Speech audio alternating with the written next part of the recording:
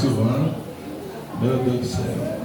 Não, na verdade, o que menos pegava no era o pastor Moisés. É verdade. Nossa pastora estava bonita. Com força. Eu sou feliz com Deus por, na minha adolescência, ter colocado meus pais de fé e oração tão bons em minha vida, porque foi o momento mais crucial para, na minha vida, decidir para onde é que eu ia. E o que veio depois foi consequência de um trabalho bem feito de vocês. Deus abençoe, tá? Muito obrigado. Quero agradecer pela vida também. Todos os irmãos que me conhecem, tem muito amigo. A Sabrina, Daniel, Júnior, Bola de Fogo, Glória a Deus. O Marcos Paulo que acabou de adorar, a Rebeca, Deus te abençoe. O profeta Samuel, Deus te abençoe, Varão. Tamo junto. Eu enrolei há muito tempo aqui. Quem achou o texto diz glória a Deus. Glória a Deus. Lucas capítulo 7, versículo 11. Profetão, você me confundiu? Daqui a pouco você começa, viu? Lucas capítulo 7, versículo 11 vai dizer assim: logo depois Jesus foi a uma cidade chamada Naim. Qual é o nome da cidade? Naim. Só que era na mini vigília. Qual é o nome da cidade? Naim. E com ele foram muitos dos seus discípulos e uma grande multidão. Quando chegou perto da porta da cidade, eis que ali perto da porta da cidade, levaram um defunto filho único de sua mãe, que era viúva, e com ela ia uma grande multidão da cidade. Vendo o Senhor, sentiu-se grande compaixão por ela e disse-lhe: não chores. Chegando-se, tocou o esquife, e parando os que levavam, disse: jovem, a ti te digo, levanta-te. E o defunto assentou-se e começou a falar, e Jesus o entregou à sua mãe. Somente se você puder e quiser, e assim se sentir à vontade. Deus é onisciente, onipotente e onipresente. Ele sabia exatamente a pessoa que ia estar do seu lado agora. Ele sabia que essa pessoa ia ser profeta de Deus para a sua vida. Então profetize sobre a vida dessa pessoa e fale assim: ó, Jesus. Não, que nem crente, amor. Porque se tivesse, vai ter comida no fim da vigília, eu senti o cheiro de negócio ali. Mas se tivesse comida aqui, no meio de crente, você não falava nessa altura. Porque ou você é crente, ou você fala baixo. As duas coisas não dá. Então, qual que nem crente agora? Qual que nem crente? Jesus entregará o garoto em suas mãos. Para entrar, nós concordamos com a oração que já foi feita. Pai, nos usa debaixo de autoridade, de graça, segundo a tua palavra. Esse povo que aqui está não está aqui para ouvir não está aqui para ouvir a sua voz. Então permanece a falar conosco aqui, Espírito Santo. Pai, abala a nossa estrutura essa noite para receber ainda mais do Senhor. Pai, a nossa oração com muita sinceridade, muita calmaria nesse momento derrama sobre nós uma autoridade do Teu Espírito. Essa noite fala no nosso profundo. É tudo que eu peço e agradeço. Quem crê e concorda diz amém. Se assente louvando o nome de Jesus. Glória a Deus. Eu sou apaixonado pelos evangelhos. Daqui a gente vai começar a falar de Bíblia sem parar agora, tá? Eu sou apaixonado pelos evangelhos. E dentro dos evangelhos, cada um vai apresentar a Cristo de uma forma. E eu gosto muito de aplicar isso aqui no começo, para você compreender sobre o que Cristo está falando exatamente nesse livro. Para você poder perceber e compreender, Mateus, Marcos, Lucas e João são autores diferentes, estão escrevendo sobre o mesmo personagem, porém para pessoas diferentes, também sendo apresentado de forma diferente. Mateus está olhando para os judeus que ele está escrevendo, dizendo: o nosso Cristo, ele é rei, ele veio para reinar e estabelecer trono sobre a terra. Porém Marcos, ele mostra Cristo de duas formas: uma é em plenitude do seu próprio poder, e segundo, ele mostra Cristo como servo. E para analisar o seguinte, a nossa cabeça, tá, olha para cá, a nossa cabeça pode descontrolar um pouco, ou talvez não conseguir compreender porque aqui mesmo dois autores diferentes estão falando sobre o mesmo personagem, porém Mateus está mostrando que Cristo é rei e Marcos está apresentando Cristo como servo. Para explicar isso aqui, eu preciso te fazer compreender que Cristo não ensina com a sua boca. Eu preciso te fazer entender que Cristo não ensina com a pregação que sai do seu lábio. Por mais que a gente ouça as histórias que é contada pelas parábolas que Cristo contava e que ele pregava, isso não é de fato o que é a mensagem de Cristo. Pode ir, pai. Não é a mensagem de fato que Cristo está pregando. Exemplo, toda palavra que Cristo pregava, na verdade, ela corroborava com aquilo que ele já vivia. A maior pregação de Cristo não é o que saía da sua boca. A maior pregação de Cristo era toda a sua atitude em vida. É por isso que o Evangelho vai ser muito minucioso ao descrever a vivência de Cristo, para mostrar para a gente a sua maior pregação, a sua própria vida. Aí você vai me dizer, Renan, ele disse que nós faremos obras maiores do que ele.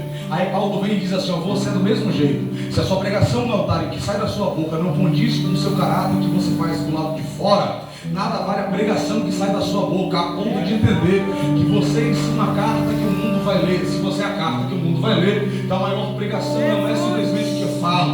A maior pregação é basicamente aquilo que eu faço e que as pessoas percebem de mim. Compreende isso? Diga amém. Bom, compreendendo que Cristo mais ensina com aquilo que faz, ele diz que alguém escreve que ele é rei e ao mesmo tempo alguém mostra que ele é servo. E na nossa cabeça isso é ilógico. Ilógico porque rei foi feito para reinar sobre quem é servo. E quem é servo foi feito para servir a quem é rei. Na nossa cabeça, tirando essa questão de reinado e servo, na nossa cabeça quem está menor sempre vai servir a quem é maior, e quem é maior sempre será servido por quem é menor. Só que o que Cristo está fazendo ao mostrar que ele é rei e ao mesmo tempo é servo, é mostrar que aqui dentro não tem esse negócio de quem está em cima e de quem está embaixo. É mostrar que para a igreja isso pouco importa. Não há quem está em cima, não há quem está embaixo. Na verdade, uma grande diferença. A gente, na verdade, é uma pirâmide invertida. Quem tem menos responsabilidade está lá em cima, mas quem tem mais responsabilidade parece que é mais para servir, é mais embaixo ainda. E eu posso falar isso na presença dos pastores dessa casa, porque com toda certeza quem mais serve aqui é o pastor dessa igreja. E falando isso de forma muito sincera e concreta, é entender que ninguém prega porque é bom. Todos pregam porque nós temos que servir a noiva do Cordeiro. Ninguém canta porque é bonitinho, na verdade recebeu um talento para servir a noiva do Cordeiro. E por mais que a gente entenda e pense que ministério é sobre só cantar e pregar, a gente está errado. Porque na verdade Deus colocou um talento dentro de você para servir dentro dessa casa. Eu não sei para quem ele está direcionando essa mensagem, mas ele está mostrando uma coisa. Ele confiou em você um talento para poder servir com excelência dentro dessa casa. Aleluia, meu Deus. Vai folgar um pouco, porque eu estou começando mais apertado mesmo. Eu gosto de começar, quando eu gravo mensagem de vitória, geralmente o Espírito me instrui a sempre apertar um pouco no começo, principalmente que eu vou falar agora sobre o livro de João. João, quando vai apresentar a Cristo, ele apresenta um Cristo que é o Cordeiro, a ovelha muda levada ao matadouro para se entregar por nós. Eu sou apaixonado pelo livro de João, porque João em todo o seu livro está mostrando que essa mini vigília aqui não acontece porque a gente é bonitinho, não acontece porque a gente é legal ou porque a gente mereça, não. O que João está dizendo é que essa mini vigília aqui acontece porque alguém há 12 mil anos atrás, há mais de 12 mil anos atrás, abriu os braços na cruz do Calvário e disse assim: a conta está paga, você tem acesso para adorar. Você não deu glória com tanta força assim. Eu estou lhe dizendo que nada pode superar o glória a Deus da igreja, a não ser a cruz de Cristo, porque ela é o maior milagre de você estar aqui. Se você tem um ar para respirar, uma casa para poder dormir, força para trabalhar, é porque um dia ele se entregou por causa de você, é porque um dia ele se entregou por causa da sua família e da sua vida. Aleluia. Mas o livro de Lucas apresenta Cristo como um homem, carne, sangue, alguém que sabe o que é sangrar o sangue vermelho que você sangra, alguém que sabe o que é passar por conflitos internos que você passa. Sabe quando você diz assim: ó, ninguém me entende? Na verdade, Jesus entende você. Vou repetir isso aqui para ver se você pega. Por mais que você diga assim: ninguém me entende, o Cristo apresentado por Lucas mostra que ele entende você. Aleluia.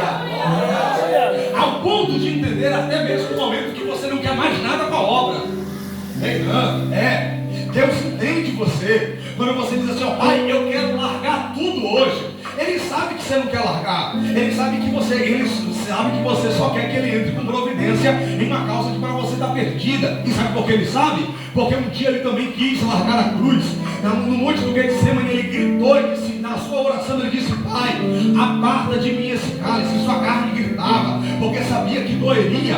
Mas mesmo sabendo que doeria, ele disse: mas não seja feita a minha, mas seja feita a tua vontade sobre a minha vida. Porque desde o dia que eu acertei o propósito, eu não governo mais a minha vontade, eu não governo mais o que eu faço. Depois que eu acertei o propósito, é do jeito dele, na hora dele, da forma que ele quer. Porque aqui mesmo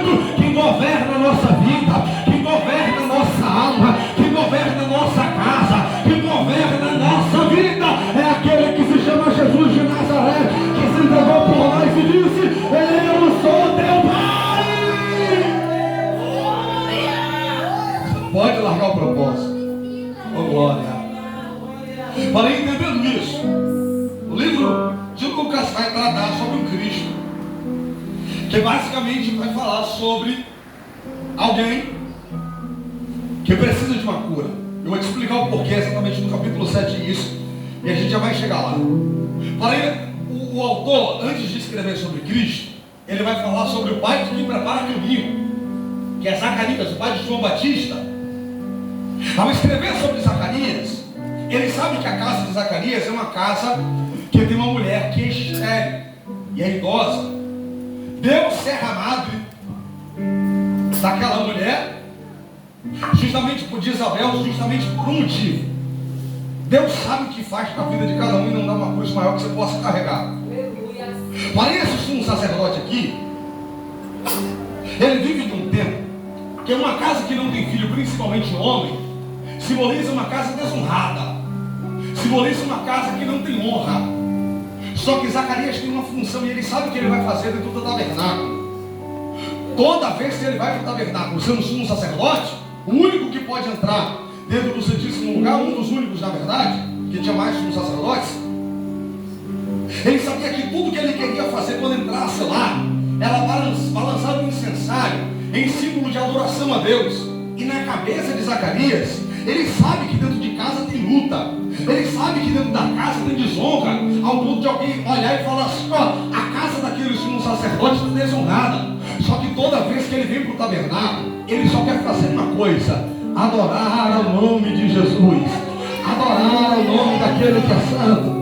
Não sei se você entende isso aqui, mas o que Zacarias está ensinando para a gente é: pouco importa, Júnior, os problemas e as provas que a gente vive durante o dia, pouco importa aquilo que a gente viveu durante a semana, pouco importa aquilo que a gente tem vivido no começo de 2022. Quando entrar nessa casa, tudo que nós queremos é levantar as mãos para o céu e liberar uma glória a Deus, porque por mais que a prova esteja apertada, o culto não é sobre aquilo que eu vim receber, o culto é sobre aquilo que eu vim entregar para Ele. E se você vai me entregar uma adoração em 100%, erga uma das suas mãos essa noite e libera uma glória a Deus poderoso para Ele, porque eu estou te convidando a se entregar 100% de adoração. Eu sei que 2021 não foi fácil, o começo de 2022 também não foi muito legal, mas mesmo assim Ele te trouxe aqui essa noite para entregar 100% de adoração a Ele. Aleluia.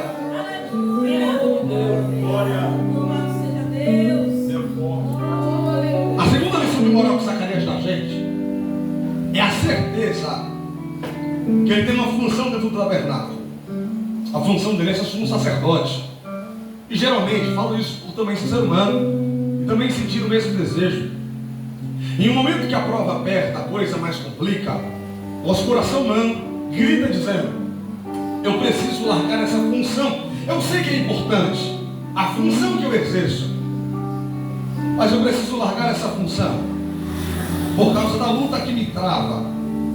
Só que Zacarias está olhando dizendo: quem me confiou a função não foi o pastor, quem me confiou a função não foi ninguém, quem me confiou a função não foi homem, quem me confiou a função foi Deus. Então a prova pode apertar, a luta pode pegar no centro, mas eu não tiro a mão da nada, eu não tiro a mão da obra. Não vou dizer que você está pegando isso aqui, mas Jesus está falando com a vida de alguém. Oh, glória seja dada a Jesus. A prova pode apertar no centro, irmão, mas a gente permanece com a mão na arada, dizendo: daqui eu não solto. Quem me colocou aqui foi Deus, quem me carregou dessa função foi o Senhor. Eu vou executar com excelência. O diabo se prepare, porque se ele não sair da frente, Maranata vai passar por cima. Com a certeza que quem confiou essa obra não foi homem, mas o Senhor dos exércitos abriu essa porta e levantou guerreiros nessa casa para trabalhar numa grande seara, onde poucos são os ceifeiros, mas dentro de Cana Brava Deus levantou um povo forte e valente para trabalhar. Quem pode levantar as mãos e adorar a Ele que adora. Espírito de Deus. Aleluia. Quando Zacarias ele sai, ele chega dentro do tabernáculo, exatamente dessa vez, ele entra no tabernáculo, parece de forma diferente. interessante vai acontecer. Naquele dia ele cumpria a mesma coisa que sempre cumpriu. Mas naquele dia um anjo aparece. Ao lado direito do tabernáculo, São Lucas, um anjo aparece. E esse anjo é mensageiro. A mensagem que ele carrega é uma mensagem de vitória. A mensagem que ele carrega é: Deus ouviu a sua oração. E a tua mulher Isabel terás um filho. A gente prega do pentecostal, irmão. Geralmente quando vê um texto como esse, Deus ouviu sua oração, a gente fala que Deus está ouvindo sua oração. Mas isso todo mundo já sabe.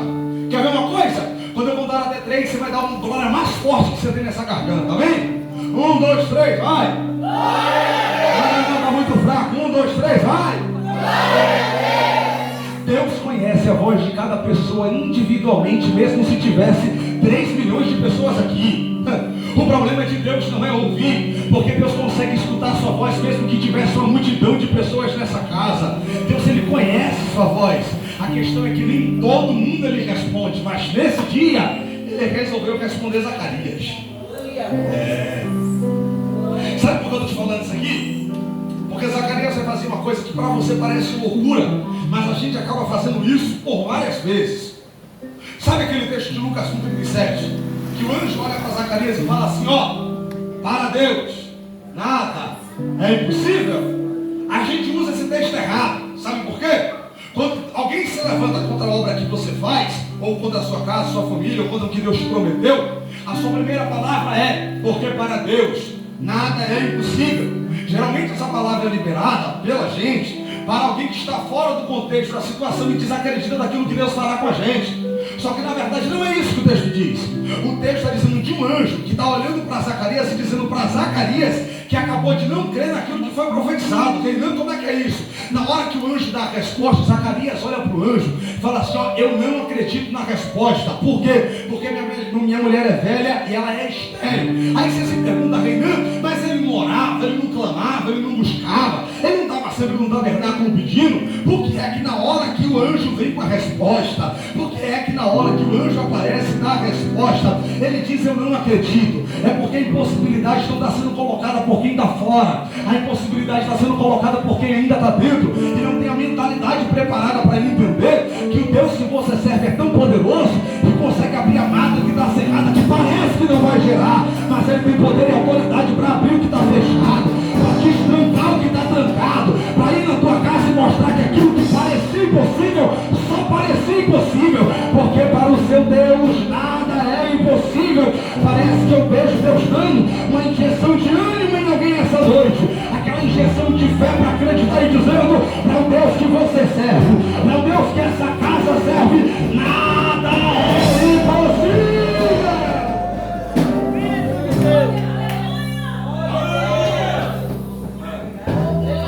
Para o Deus que você serve, nada é impossível. Nada. Mas eu acho lindo a resposta do anjo. O anjo olha para Zacarias e fala assim: ó, ficarás mudo até o garoto nascer. Ficarás mudo até o menino nascer. Se esse menino não podia gerar e agora é gerado, para mim é milagre. O que o anjo está dizendo para Zacarias é: ó, você vai ficar calado, você não vai contar nada para ninguém do que eu falei com você aqui dentro, do que eu falei com você aqui no secreto, até que eu cumpra aquilo que já disse que vou cumprir sobre sua vida. Pouca gente pegou e eu vou melhorar isso aqui. A gente pentecostal tem um problema. Em culto como esse, que Deus fala, irmão, Deus que a gente serve tem boca que fala. Quando em culto como esse que Deus fala, a gente tem mania de chegar para alguém próximo e falar assim: Deus disse que vai honrar a igreja, Deus disse que vai honrar a minha casa. Só quem está olhando para alguém aqui essa noite falando assim: ó, depois desse culto, você vai compreender que aquilo que eu te falo em secreto permanece em secreto até o dia que eu hei de revelar. Porque o texto vai dizer: quando quiseres orar, entra no teu quarto, fecha a tua porta e depois você espalha. Não, ele diz: entra no teu quarto, fecha a tua porta, porque aquele que te ouve em secreto, ele mesmo unicamente te honrará. Tu não precisa falar nada para ninguém, não precisa contar os segredos que ele te conta para ninguém, porque ele que vai honrar em público aquilo que você é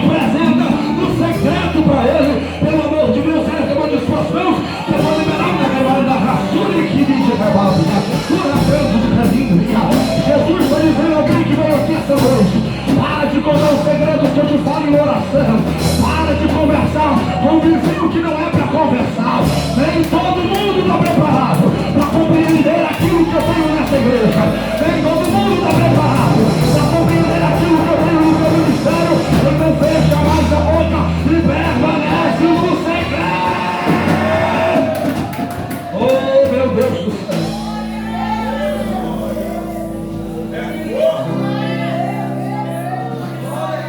Permanece no segredo. Ora, manda, raça, que ela é barra. Zacarias sai de lá mudo. Geralmente a pergunta de quem está fora é o que Deus falou lá dentro. Ele passa calado, ele passa calado. E alguém perguntando o que foi que ele falou e ninguém está entendendo nada, porque ele está calado. Quando ele chega na casa, quando ele volta para casa, é a mesma guerra, é a mesma luta, é o mesmo problema, só que agora é diferente. Ele voltou com um sinal de resposta. No dia que ele voltou para casa, naquele dia que ele mais uma vez conheceu a sua esposa, ela engravidou. Só que agora eles mostram um cenário para Jesus gerar milagre. O cenário que Jesus gera milagre geralmente é dentro de ventre. Isso aqui é louco. Sabe por quê, irmão? Porque o ventre não, por mais que seja um local nutritivo para quem está sendo gerado, por mais que seja um ambiente de mudanças, não é um ambiente confortável por mobilidade. Geralmente quando a gente vê um ultrassom, quando o bebê já está grande, os braços encolhidos, as mãos estão encolhidas, os pés encolhidos, porque, Marcos, a mobilidade não é tão grande. É um local apertado, parece que quanto mais cresce, mais apertado fica. Parece que quanto mais ele está sendo gerado, parece que quanto está ficando maior, mais apertado vai ficando. E para nascer, se for natural, ainda mais apertado é. E aí você está me dizendo, eu vim para essa mini vigília hoje, Reinaldo. Só que só Deus sabe como eu estou aqui. Eu vim para cá todo apertado. Parece que a luta me apertou tanto. E Jesus está dizendo, essa guerra não é o diabo. Essa guerra não foi o diabo se levantando. Fui eu que permiti te apertar.